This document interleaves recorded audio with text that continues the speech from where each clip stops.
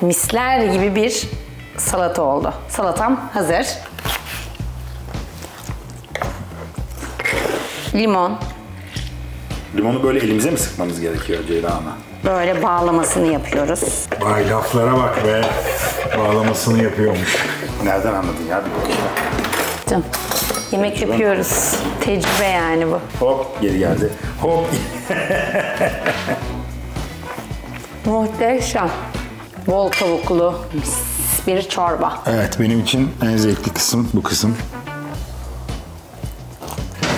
Şöyle saniyelerle yarışıyor. Eline sağlık hakikaten. Sen bu işi biliyorsun. Yemek konusunda mütevazı olamayacağım. Olma. Herkese merhaba. Nasılsınız? Umarım çok iyisinizdir. Ben yine mutfaktayım. Size tarifler vermeye geldim. Sizin için 2 tane güzel tarif yapacağım. Yani bu video bizim artık böyle serimiz oldu. Sizlerin de hoşuna gidiyor. Sizlerden gelen güzel cevaplar da beni çok motive ediyor. O yüzden tekrardan size tarif vermeye geldim. Şimdi ne yapacağım? Size... Ne kaynıyor mutfağında Ceyda Ana? Ben de buradayım bu arada sevgili arkadaşlar. Kameranın arkasında Ceyda'yı güldürme görevindeyim ve tadıcı. Tadman. Tadman. Tamam, gazman gibi.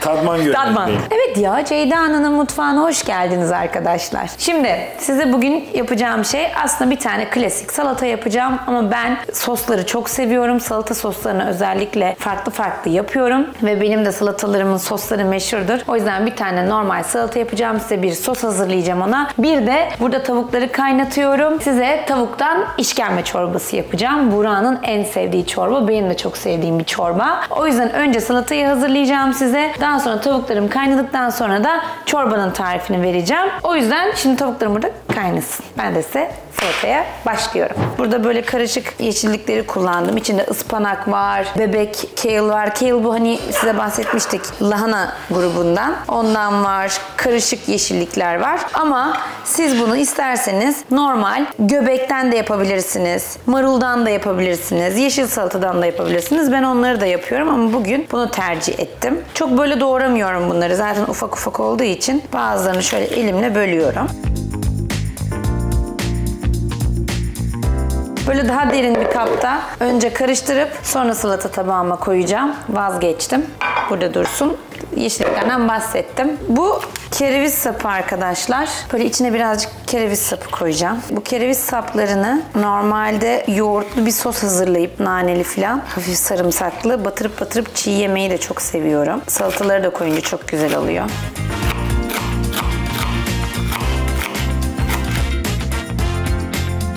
Köpekler tavuk kokusundan bayılıyor. Renkli biberlerimiz var.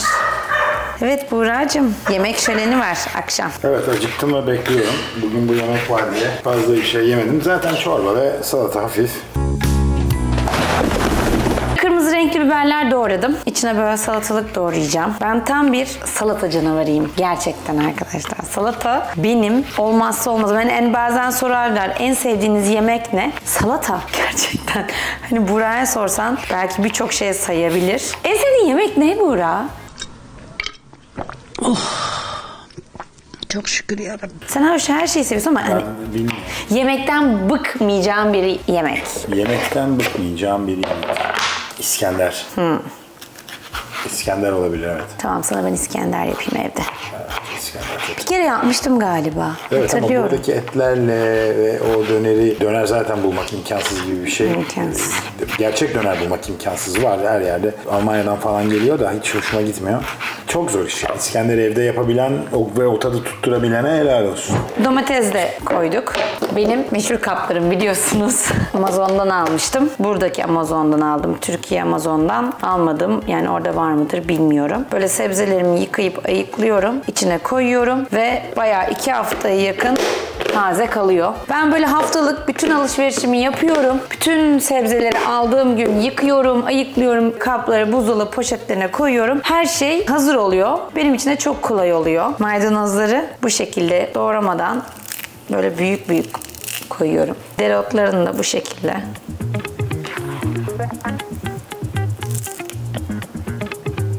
Böyle elma var. İtalya 7.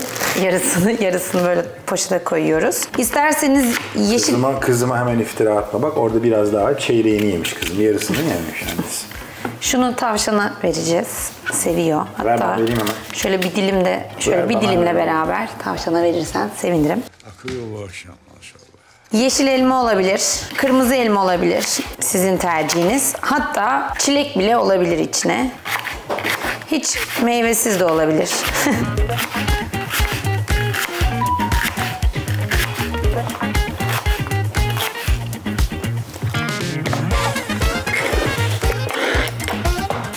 Normalde daha çok böyle yeşil soğan doğrarım ama salatanın sosuna sarımsak gireceği için o yüzden bunu birazcık az tutuyorum. Ama ben tam bir soğan sarımsakçıyım. Bazen Buğra Ceyda yine çok fazla soğan koymuşsun ya da sarımsak koymuşsun der. Sarımsağı fazla laf etmem de soğana ediyorum. Ama bu soğana değil bak. Bu soğana asla laf etmem. Kırmızı soğan çok veya beyaz soğan normal. O soğandan koyduğun zaman rahatsız oluyorum. Buna laf etmedim hiçbir zaman. Bunun ismi taze soğan mı? Türkçe ne diye geçiyor bu? Yeşil soğan. Yeşil soğan. Yeşil soğan. Bir de taze soğan diye bir şey var. O ne? Taze soğan işte kuru soğan, taze soğan. Beynim yandı bir dakika. Yeşil soğan, taze soğan da oluyor. Kuru soğan deniyor normal o yuvarlaklara. Videoyu manipüle eden Buğra. Birazcık ceviz koyuyorum içine. Ay canım anneannem, İstanbul'daydım biliyorsunuz. Anneannem de ceviz almış taze taze kırmış kendi elleriyle. Bir poşet böyle ayıkladı bize. Hem Talle yesin, hem sen ye, hem Buğra yesin diye. Anneanneciğimin ellerinin emeği var burada. Her bir cevizde. Duygusal anlar Ceyda Ateş kanalında. Anneannem benim ince çizgim biliyorsun. Anneanne falan demişken şu kolyeni sürekli soruyorlar. Anlatır mısın? Nedir? Nereden aldın? Ne yaptın? İnci kolyem. Evet. Biz bunu birçok kez açıkladık ama hani bir kere daha açıklayayım. Evet. Öyle mi? Herkes soruyor. Herkes soruyor. İnanılır gibi değil. Ama biz bunu daha önce açıkladık. Arkadaşlar bunun bir linki yok. Bir yerden almadım. Annemin inci kolyesi. Annemin genç kızlık inci kolyesi. O yüzden benim hep boynumda. İnci takmayı da çok seviyorum. Hatta inci küpe falan çok takardım. Annemin birçok arkadaşı beni inci küpeli kız diye çağırırdı. Hatta geçenlerde İstanbul'a gittiğimde çok değerli bir annemin arkadaşını gördüm. Nerede inci küpelerim? Ben senin inci küpelerini de biliyorum dedi. Dedim onları da takıyorum arada.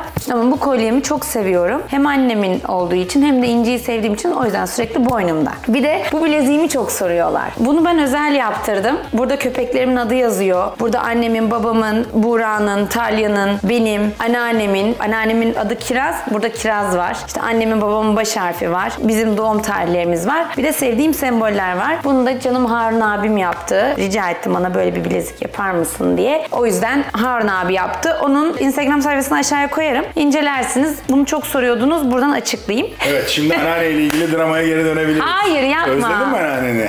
Evet. O fedakar kadın o elleriyle cevizleri senin için tıkır tıkır Burak açtı. biliyorsun anneannem ince çizgi. Burak beni hep bu konuda ağlatırdı. Sen de burada salatalara koy onu böyle soslarla beraber musluktan döküyorsun. Neyse salatam bu şekilde hazır. Şimdi sosunu hazırlamaya başlayacağım. Salatamın sosu için sarımsak, limon, tane hardal, biraz normal hardal lazım. Zeytinyağı, birazcık soğuk su, geri kalan baharatları da koyacağım. Şimdi çok az da nar ekşisi.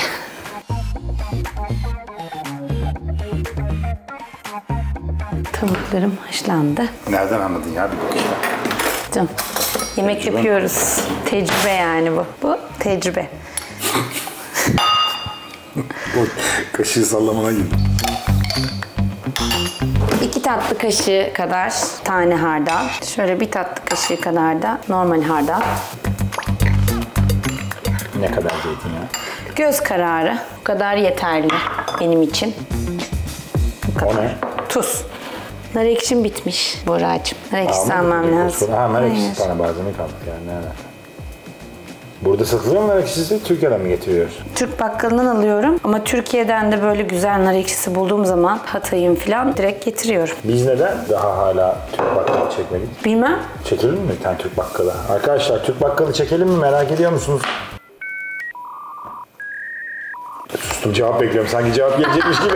Evet. Yemin ediyorum cevap bekledin değil mi? Çok enteresan. Neden buraya sarımsak rendeleyeyim merak ediyorsanız çorbanın sosu için sarımsak gerekiyor. Sirkeli sarımsak yapacağım. İşkembe çorbasına konulan sarımsak gibi. O yüzden hazır elime böyle rendeyi ve sarımsağı almışken onun için de rende yapıyorum. Ama öncelikle şu salatama bir tane sarımsak rendeleyeyim. Bu çorbanın sosu arkadaşlar. Bildiğimiz sirke, sarımsak rendesi, çok az da içine su koyuyorum. Orada beklesin. Sarımsağın aroması ona geçsin. Ceyda bir varsın bir yoksun kamerada. Hı? Bir varsın bir yoksun. Tık tık tık. Hop geri geldi. Hop. Şimdi tane hardal, normal hardal, biraz nar ekşisi, bir diş sarımsak, zeytinyağı, tuz ve limon. Limonu böyle elimize mi sıkmamız gerekiyor Ceyda Ana? Ben limon sıkacağıyla uğraşmak istemiyorum. Çok da sinirleniyorum o limon sıkacağına.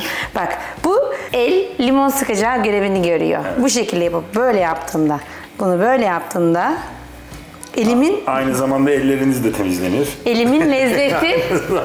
Ellerim temiz. Ellerinizi de temizlemiş olursunuz arkadaşlar. Ben biraz bol limon seviyorum. Limon seviyor musun peki çocuk adam? Yeter mi bak buraya, yeter mi bak buraya? Bu şekilde karıştırıp önce... Bakalım nasıl oldu? Çok az da içine soğuk su. Hem salatanın sosunu böyle aslında çok basit. Aroma veriyor. O kadar lezzetli oluyor ki. Hem salatanın sosunu aroma veriyor hem de böyle biraz daha salatada hani hafif daha sulu oluyor. Bunu seviyorum.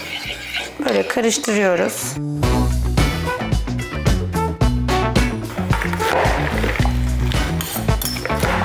Salatamızı böyle sosunu iyice yesin. Ha bir de kırmızı böyle küçük biberler koyduk.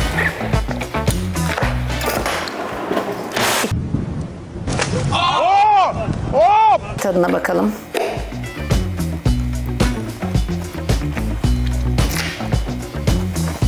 Muhteşem. Biraz salata tabağımıza da alalım. Misler gibi bir salata oldu. Salatam hazır. Tavuk çorbama yani tavuktan işkembe çorbasına başlıyorum. Tavukları böyle kaynattım. Suyunu kullanacağım. Tavukları da kullanacağım. Normal şartlarda bu çorbayı yaparken bütün tavuk kullanıyorum. Haşlayıp sonra didikliyorum. Ama bu şekilde kalçadan alıp yapmaya başladım. Yine lezzetli oluyor. Hem de daha kolay, daha pratik oluyor. Sürekli böyle tavuğu ayıklamak daha uzun ve meşakkatli bir iş. Bu şekilde de yapıyorum. Daha kolay oluyor. Şimdi ben bunları haşladım. Böyle kesme tahtasında minik minik doğrayacağım. Bakayım şu kızımın balığına. Neydi bakayım? Onu da görelim. Ceyda Ana. Bu da Talya'nın bakalım neymiş kızımız? Balık buğulaması arkadaşlar. Oh maşallah maşallah. Yapıyorum bu işi ya. Yapıyorsun onu. Yemek işini. Tavukları böyle minik minik yaptım. Biraz fazla tavuk yaptım. Çünkü böyle bol tavuklu seviyoruz. Sonra bu kalan suyu bazen böyle üstünde pütürleri oluyor suyun. Öncelikle böyle tel süzgeçten süzüyorum ben. Şu parçacıkları gelmesin diye. Şimdi süzdüğüm suyu geri tencereye boşaltıyorum. Buna birazcık daha normal su ekleyeceğim. Şimdi birazcık da normal su aldım. İçine ekleyeceğim. Öncelikle şimdi bu tavuk çorbasının terbiyesini yapacağım. 3 kaşık un koyuyoruz arkadaşlar. Çok az böyle karabiber. Çay kaşığı kadar da tuz. Ben genelde çok tuz kullanmıyorum yemeklere. İsteyen ekstra tuz koyabilir. Bir tane limon sıkıyoruz. Normal şartlarda içine yumurta da konuyor ama ben yumurta koymayı tercih etmiyorum. Sevmiyorum da. O yüzden yumurta koymadım. Yaptığımız sudan biraz içine ekliyoruz. Böyle bağlamasını yapıyoruz. Vay laflara bak be. Bağlamasını yapıyormuş. Aynen. Ne demek bağlamasını yapıyoruz ne demek? Öyle derler. Vay Ceyda Ana. Bağlamasını yaptığımız terbiyeyi. Terbiyeyi içine döküyoruz. Ocağa alıyoruz. Şimdi öncelikle kaynatacağız. Bu kaynadıktan sonra içine tavukları ekleyeceğiz. Ben şimdi bulaşık makinesini boşaltacağım. Çıkardığım bulaşıkları içine yerleştireceğim. O sırada çorba kaynayacak. Geri kalanını çorba kaynadıktan sonra devam edeceğiz arkadaşlar.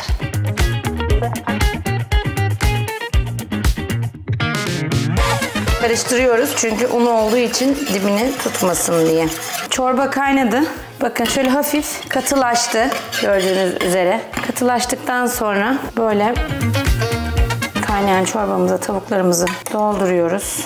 Bol tavuklu mis bir çorba. 2-3 dakika daha burada pişecek tavuklarla beraber. Bakın böyle işkembe parçaları gibi aslında tavuk bu şekilde. Bayağı işkembe çorbası gibi gözüküyor. Aynen. Bir 5 dakika daha kaynayacak. Pişti, kaynadı. Şimdi Öleceğim artık açlıktan. evet, hadi gel. Geleyim bir dakika. Çorbamız hazır. Bakın bu şekilde. Şimdi sosumuzu karıştırıyoruz.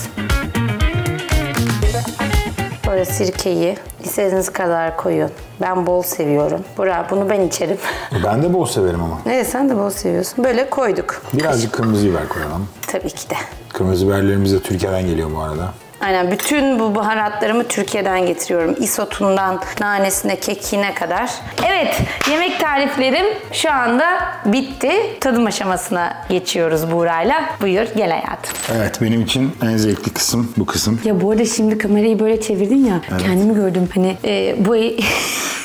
Benim kendimi nasıl hissettiğimi anlamışsındır umarım. Ya bu çok hoşuma gitti. Buldum burada. Hani size bahsediyorum ya, TJ Maxx var. Ucuz kıyafetler bulunuyor. Bu Nike'ın da böyle elbisesi gelmişti. Aslında bu birazcık XX large bir elbise. Ama ben de böyle evde giyerim diye aldım. Çok da hoşuma gidiyor, bol bol. Giydim. O yüzden demeyin bu ne diye.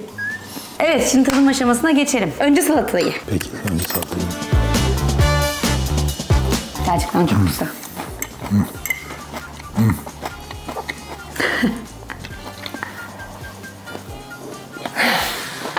Daha çorba var. Ama sen zaten hani benim salatalarımı falan çok seviyorsun. Salataya hardal inanılmaz yakışıyor. Özellikle Hayır. Her salataya yakışmıyor hardal. ben her salata demem ki. Genel olarak salataya yakışıyor. Ama şimdi genel olarak dersen herkes her Hayır, şeye her koyar. salata yakışmaz.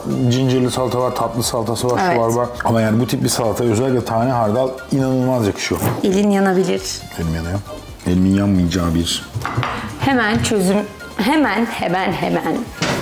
Şöyle saniyelerle yarışıyor. Bol karabiberli, bol kırmızı Sirkeli ve biberli, sarımsaklı. sirkeli, sarımsaklı. Ben de özledim bu çorbayı. Ceyda. Bir kaşık. Bu sefer daha öncekilerden daha güzel olmuş. Acaba çekim yapıyoruz diye daha mı çok özendin? Yo. İnanılmaz olmuş. Ben çok acıktım, kokuları falan mı? Dur, çok sıcak ama. Bayağıdır yemediğin için de olabilir. Üfledim, sen yedin. Pardon, ben benim için üfledin zannettim. Hayır, kendim için üflemiştim. Ben de senin için üfledim. Teşekkür ederim. Ben de bayağıdır içmiyorum. Bu çorbayı çok seviyorum. Bu çorbayı çok seviyorum. Yandım. Bu arada benim ağzım yanmıyor arkadaşlar. Çok güzel.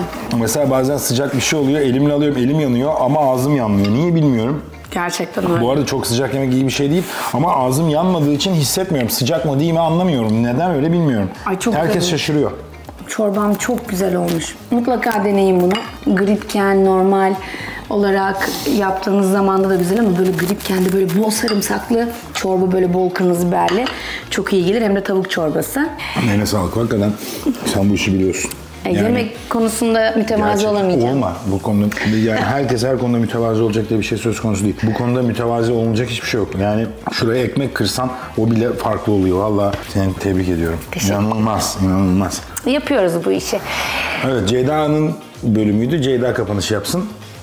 Bay bay arkadaşlar. Görüşürüz. Ceyda Ana'nın mutfağından bugünlük bu kadar arkadaşlar. Evet, umarım seversiniz bu tariflerimi. Denerseniz de lütfen mesaj atın. Hepsini okuyorum. Ne yapıyoruz? Bizi takip etmeyi unutmayın. Bol bol kalpler göndermeyi unutmayın. Instagram'dan takip etmeyi unutmayın. Hepinizi çok seviyorum. Hepinizi kocaman kocaman öpüyorum. İyi ki varsınız. Gitgide büyüyor ailemiz. İyi ki ailemize katıldınız. İyi ki de varsınız. Hepinizi kocaman öpüyorum. Tüm güzel dilekler sizlerin olsun.